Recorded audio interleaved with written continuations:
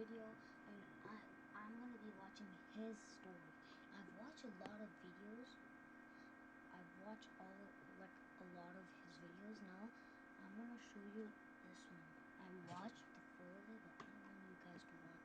Well, I don't watch this one, but you can watch with me.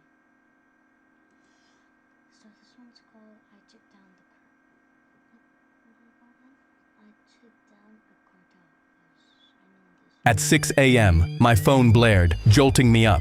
I knew the sound. It was an alarm bell for another fire, and my crew chief, Mari, who also happens to be my wife, sprang up to her feet and flung on her jacket. 15 acres burning, choppers waiting. Let's go, let's go. Within 12 minutes, we were soaring through the skies on our way towards a firestorm. I was horrified because this fire was unnatural. The forest was still wet, meaning the blaze was man-made. We landed at 7 a.m. and hopped out as quickly as we could, lugging our gear. It was myself, Mari, my best friend Diego, and the rookie, Tate. The smoke engulfed our lungs before we could put on our gas masks. We were several feet away from the burning cinders when Mari read her iPad and barked out commands. Red flag at 6 a.m. tomorrow, 50-mile-an-hour east winds, 8% humidity. If this is still burning when those winds hit, 15 acres becomes 15,000 by lunch. We only have 23 hours to contain this. Start digging out a perimeter, now. I started digging and thought of the houses that were 3 miles down the ridge. Houses, families with kids that are sleeping right now. It was up to us to protect them. We dug and dug, clearing out the brush. My back was on fire as sweat poured into my gas mask. Diego was 20 feet to my left running the chainsaw, cutting a break, sweat coming through his jacket in dark patches. Mari called distances. Tate wouldn't shut up. Then Diego's chainsaw screeched to a halt. He killed the engine and stared down at the ground in shock. I knelt down and scraped. I found a vent pipe, then another, then plastic tubing, the kind that doesn't belong in a forest, snaking under the moss. I followed it a foot down with my fingers, and my knuckles hit steel. I scraped harder and discovered a shipping container, buried, way the hell out here, miles away from any roads. Leaves rustled behind me. I turned around and saw 4 Latin men step out from behind a tree with rifles aimed at us. They looked like some type of mercenaries wearing mismatched tactical gear. The heavy-set one stepped up, looked directly at me, and smiled as if he was excited that he would have a chance to kill. Behind him stood a tall, lean, calculating Mexican man that was eerily still and didn't carry a rifle. He had a small pistol on his hip and a little black notebook in his shirt pocket. He didn't speak. The heavy man kept glancing back at him and said, "Patron Salvador, Los Cabramos." I was confused, but realized he just called Salvador his boss. Then it hit me.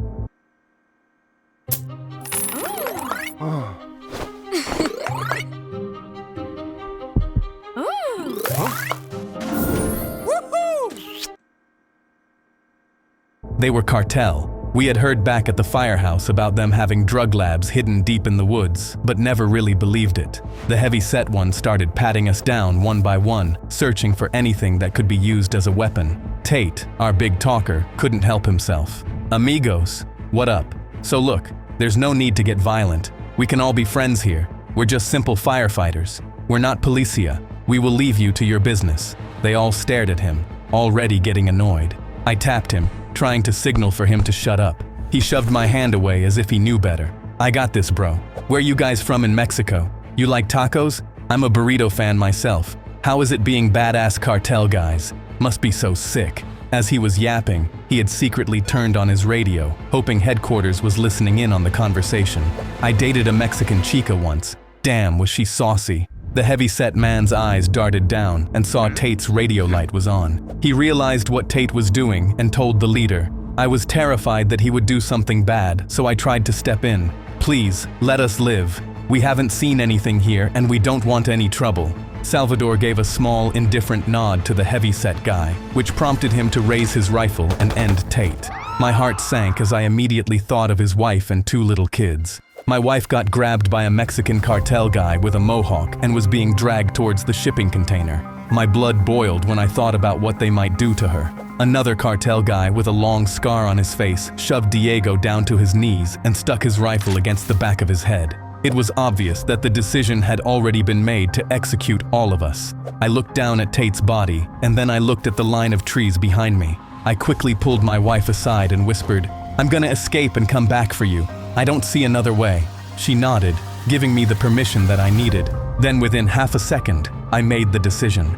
I dove over a rotted tree log and rolled down a steep area of brush as bullets rattled out towards me from all 3 cartel guys, clipping the bark behind me and whizzing past my head. Luckily, I didn't get hit. As I kept tumbling, I was able to look back and see Salvador standing up on the ridge, glancing down at me with a smirk, as if he was being entertained. I hit the bottom of the canyon hard, slammed my ribs, quickly scrambled up, and took off running for my life. I ran until my lungs burned and my legs went rubber, and then I ran some more. When I felt like I was momentarily in the clear, I tried to gather myself. I was surprised to see that they weren't following me. Flashes of what they might be doing to my beautiful wife and childhood friend Diego haunted my mind. I wished that I could have been heroic and somehow saved them, but they had 4 rifles. We're not military. We don't carry guns. I honestly didn't see another way to survive in that moment and then make a plan to rescue them. But the guilt of thinking I could have done more to help them will haunt me forever. My guts burned with what I just witnessed, but I didn't have any time to mourn. I needed to quickly make a plan. I had my fire axe. I had my foil tent fire shelter. I had 2 road flares, a quart of water, a folding knife, and a radio with a cracked screen from the fall.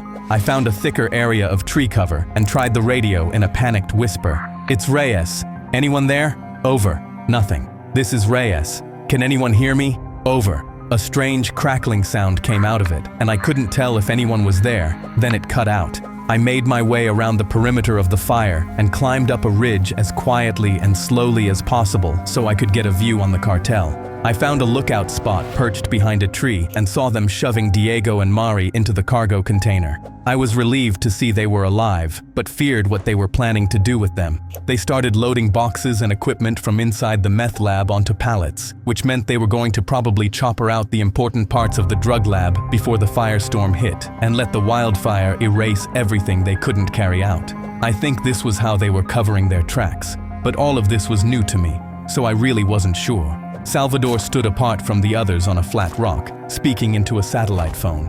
At around 2:30, Salvador called over a scout, pointed down to where I had run away, then pointed directly up at me. I thought I was slick, but he had been watching me the whole time and knew exactly where I was. Yo, Salvador. You suck, you little weenie, you Mexican bro. You suck. His YouTube story is gonna win. Kill you, you black. Salvador handed his scout a rifle and gave him instructions. I watched the scout break off from the group, head down the mountain, and start hunting for me. I watched the scout closely and then noticed the smoke column from the fire was leaning away from him. I had to change the direction of the smoke, so I cut a small horseshoe-shaped fire line into the dirt, dropped a handful of dry pine needles inside it to ignite a flame, then lit it upwind with my flare, so the smoke switched its path and faced the direction the scout was coming from. The flame headed downhill the way I needed it to, slow, contained, predictable to me, terrifying to anybody who didn't understand it. When I first started Eve, I was a minor, and I was really tired of getting blown up by people. The scout came around the bend towards my position, saw the fire I had started and panicked. He tried to make his way around it, which put him exactly where I needed him to be, fully surrounded by... Whoa. When I first saw the scout, bro was a African bald. Now he switched to a teenager? What? Okay, that's weird. Maybe this is AI. Smoke. I snuck down the brush towards him, gripped onto my fire axe, and mentally prepared myself for what I knew I had to do.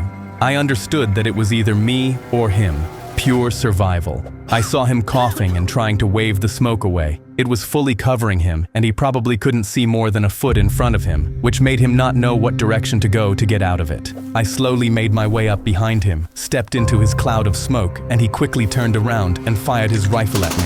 I stepped to the side and got very lucky that he missed. I quickly closed the distance between us and slammed my fire axe into him. He fell over in agony and dropped the rifle. I grabbed the rifle, stared down at him, and saw him closely. He really looked like a lost, dumb, violent 20-year-old kid. I hated the fact that it had to be me to end him. but I didn't have a choice. He was in extreme pain, so I used his rifle and finished it. I didn't let myself feel anything, then took his rifle, his knife, his binoculars, and his radio. It crackled loudly with Salvador's voice speaking Spanish. I have a Spanish last name, but never learnt the language because my mom is American and I was born in Los Angeles, so I had no clue what he was saying. Then there was a long pause. He obviously understood that his scout was no longer with us, and in a calm, eerie tone, "Hello, Mr. Fireman. If you don't turn yourself into me within the hour, both your wife and friend will die." How did he know we were married? I thought hard about how to handle this and figured that I might as well challenge him if I wanted to get him away from his crew.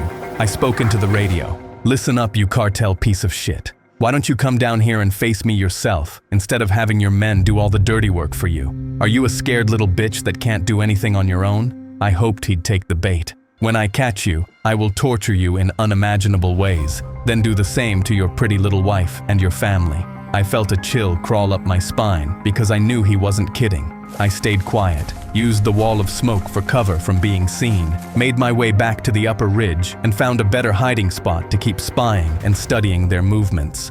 I started reading the mountain the way I'd been trained to read every fire I'd ever worked with: wind direction, fuel moisture, and slope angle. I had memorized back in fire school that there are 3 things that drive how a fire moves: fuel, weather, and the surface of the earth. The first is what's burning, the second is what's pushing the fire, and the third is what's shaping it. A great firefighter doesn't fight a fire, he reads it. Then he positions himself where it'll do the work for him. I was far from being a great firefighter, but at least knew the basics.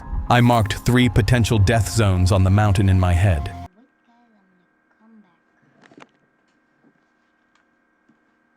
And also, if you see something weird, tell me in the comments.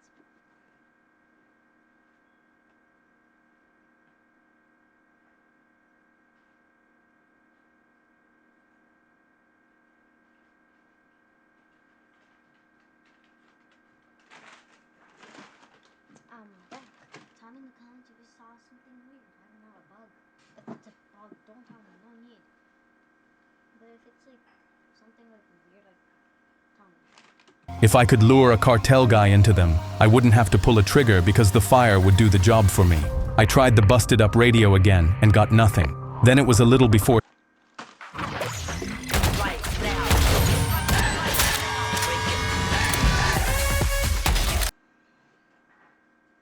6 p.m. when a black, unmarked helicopter flew in low over the ridge. I watched through the binoculars and counted 6 more cartel guys roping down. They totaled 9 men now, and I was just 1. And I had 12 hours until the red flag winds turned this entire mountain into a raging firestorm. Salvador ordered the new arrivals to keep loading everything out of the meth lab and put as much as they could onto the black chopper. I figured I had a way better chance at surprising them in the dark, so I sipped on the water I had, being sparing about it, and tried to get some rest. Dusk finally arrived, and it was time to make my first real move. I used my flare and lit a controlled fire along the eastern edge of the canyon, calculated the wind exactly, and watched the flames lean the way I needed them to.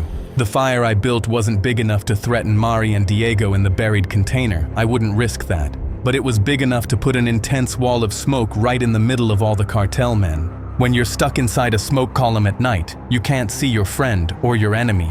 You can barely even see your own hands. The fire made Salvador and his men scatter around in a panic. He got pissed, then sent 5 men in different directions to start looking for me. I started moving towards Salvador and the container. The whole area was fully covered in dense smoke as I got closer to it. It was about 3 minutes later when I heard, "The fire got 2 of us, boss, and injured Pedro. Santiago and Perez are gone." Salvador calmly spoke. "If you let this pinchy gringo kill any more of you, every one of you deserves it. Find him and bring him to me, or I end you myself." I worked my way close enough to the container about 50 yards behind Salvador, and I saw Mari through a gap in the smoke. She and Diego were zip-tied to the edge of the cargo container. I was also able to see inside the 40-foot container and into the actual meth lab itself. They had already packed up most of it, but there was still some equipment left over and a whole crate of actual meth that they were storing until the last moment they would need to move it. I made eye contact with Mari, and she signaled with her eyes towards where Salvador was. That told me all I needed to know about how and where to set another fire. I knew I needed to dig in and wait for the right moment, so I dug out a hole under some thick brush and waited. I was about 50 feet away from them, and they had no idea. About an hour later, the 2 cartel men that went out looking for me returned. Salvatore smacked them both across the face and yelled at them for failing. Then I looked up and saw Mari whisper something to Diego, and he looked in my direction. Then that compelled Salvador to look directly at my position. He got up,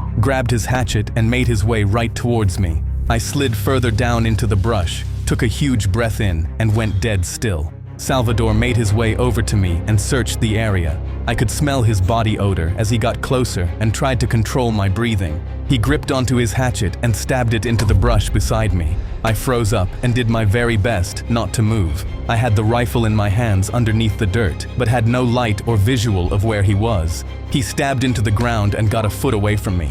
I was tempted to just leap out and fire at him, but didn't like my chances against 8 other cartel guys that all had guns. I needed to wait for the perfect moment. Sweat dripped down my face, and I tasted it along with a mouthful of dirt. Salvatore stepped directly on top of my back. I'll be honest, that's when I closed my eyes and prayed. I really think God was looking out for me at that moment, because Salvador was just about to stab his hatchet down into my back when he got called over by one of his guys that had a question about the meth.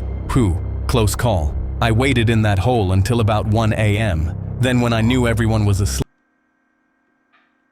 I quietly stood up, snuck over to the bottom end of the container, and lit another fire. This time, I wanted the smoke to go directly into the meth lab's vent, which would fill the lab with smoke and ruin the meth. Salvador would have to choose between fighting me and saving his product. Most cartel guys would choose to save their product. I lit the fuse and walked away. The flame burst up from the ground, and I took cover behind a tree. I heard shouting in Spanish and saw the cartel guys scrambling towards the container with fire extinguishers and shovels, exactly as I'd predicted. While they worked hard to put that fire out on that side, I snuck around to the back of the container and cut Mari and Diego loose with my folding knife. I pulled her in close and kissed her. Then she whispered in a panic, "Salvador went down into the lower levels of the container. He's below us." They must have dug out and created several floors underneath this container and turned it into some sort of a bunker. The 3 of us snuck out, made sure the coast was clear, and stepped out of the top floor of the container. As soon as we stepped out, gunshots rattled off towards us. Bullets bounced off of the metal container behind us, and we automatically stopped cold and raised our arms in surrender. My heart sank as I knew we were caught, and Salvador would follow through on his sick promise of torturing Mari and my family. It wasn't Salvador holding the gun, though. It was his heavy-set right-hand man. He formed a huge smile across his ugly face as he saw me. Salvador probably offered a huge reward for my head. Then for the second time, I think God intervened. The wind was blowing the fire I had just started north, towards the container. Then by some miracle, the wind decided to do a full 180-degree turn, and it was as if the earth formed its very own blowtorch and set the heavy-set guy on fire. His entire body got consumed by flames, and he screamed out in agony. To make things even crazier, the gunpowder from his bullets and rifle ignited the fire even further, and he literally exploded. That got the attention of 2 other cartel guys, so we didn't wait. We took off running as fast and far away as we could and escaped. When we reached the flat land of tree cover, we stopped to catch our breath. "Are you guys okay? Any injuries?" Mari held back tears. "I'm okay." I looked at Diego, and he just shook his head and raised up his shirt to reveal several cuts and bruises. These guys get off on some sick shit. They're a different breed of evil. Hey man, can you share your #1 tip for business success? Switch to Monday CRM. Oh, awesome, thanks. Hold up. You're thinking about... I thought to myself, what can I put on those cuts so he doesn't bleed out? Then I remembered I always carried some extra glue in my bag for simple cuts we might get if we're out in the wilderness and need to quickly close up a wound. I glued him up and contained the bleeding for now, but I could tell he was feeling really weak. The wind is going to pick up and spread that fire. By 4 a.m. the prefrontal winds will begin, so we have about 20 minutes to build out a safer cover area. Let's keep moving. We went down the mountain slope as quickly as we could, and I kept looking back to make sure we were in the clear. My paranoia was at an all-time high. We made it down to a flatbed creek, and the initial red flag winds kicked in. We looked up at the fire, and within seconds, the flames were already 30 feet tall and rolling toward us at 40 miles an hour. The creek bed was the best ground we could ask for if we wanted to find some kind of safe ground from the raging fires. It had wet stones, exposed mineral soil, water running in a thin band down the middle of it, and a low overhang of rock on the south side. We deployed the fire shelter at 5:35. There was only one shelter tent, and all three of us needed to fit inside of it. We all dunked our bodies into the shallow water of the creek until we were all soaked through. We considered all of us just laying in the water creek, but it was too shallow. It wouldn't have protected us. Mari taught me, when a fire overruns your position, the only chance you have is to take away the three things a fire needs. Wet ground takes heat, cleared dirt removes fuel, and lying flat puts you below the worst of the hottest convection column. Then it's extremely important to hold still as the fire moves above us. The red flag wines arrived 10 minutes early, and the three of us were all laying in the shelter tent, soaked from head to toe and covered in sand.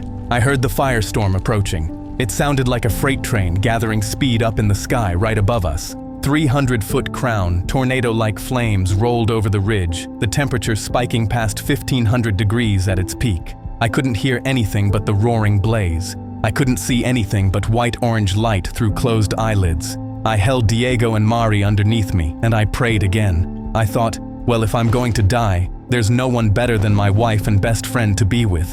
Then I thought about Tate. I thought about Salvador in his bottom bunker, untouched, letting this happen. The roar went on, and then after what seemed like an eternity, it slowly began to fade. It got quieter as the light dimmed. The temperature dropped, slowly at first, then faster, the way it does when the bulk of the flames moves on. I lay there for a long time after the worst of it passed, because I knew the second wave of heat could still kill us. Then once that passed by, we all got up, checked our bodies for any damage, felt a few first-degree burns, but were mostly okay. I saw the sun starting to rise, making the sky a purple-reddish tone that was raining ash down on us. Every single tree on the ridge was a charred spike, creating a hellscape.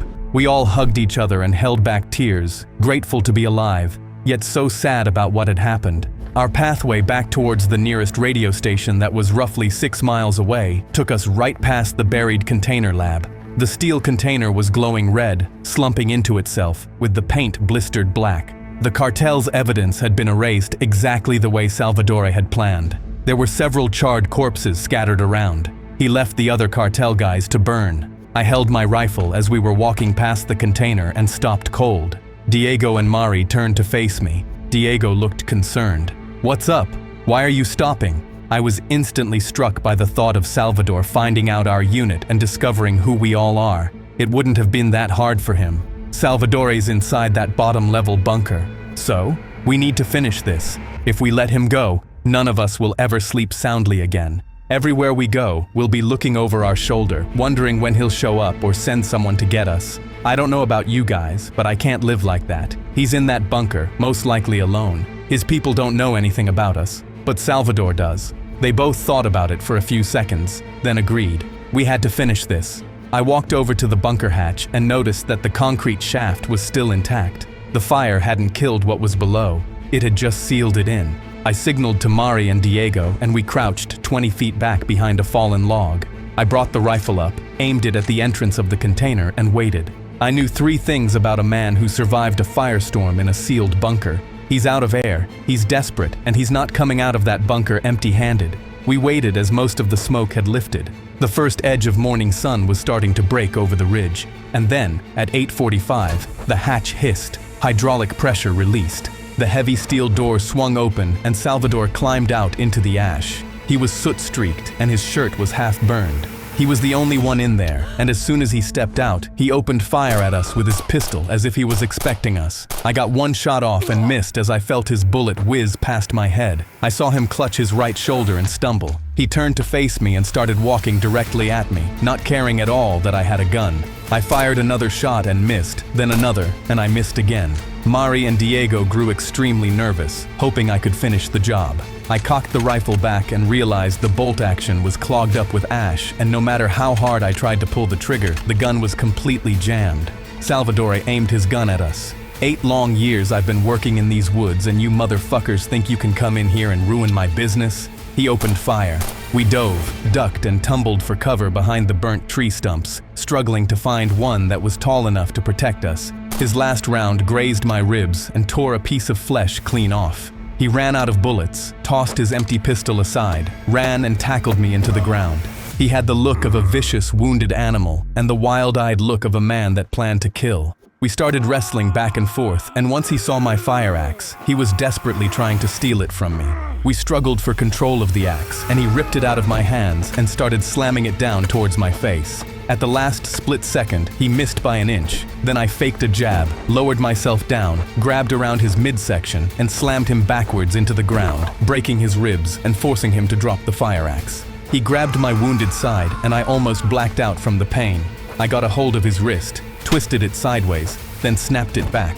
He drove a knee up into my stomach and reached with his good hand for the fire axe. I headbutted him and busted open his nose. He screamed in pain and let go of the fire axe, giving me just enough time to grab it, raise it, and in 1 second I swung down, finally ending it. When it was over, I stood there for a long moment, trying to calm my breathing down. The whole world was quiet around me. At 10:30, a Cal Fire Black Hawk crested the ridge. The smoke had finally cleared enough for them to come in and rescue us. He picked us up and I could finally breathe easy. I hugged my best friend and kissed my wife. We made it.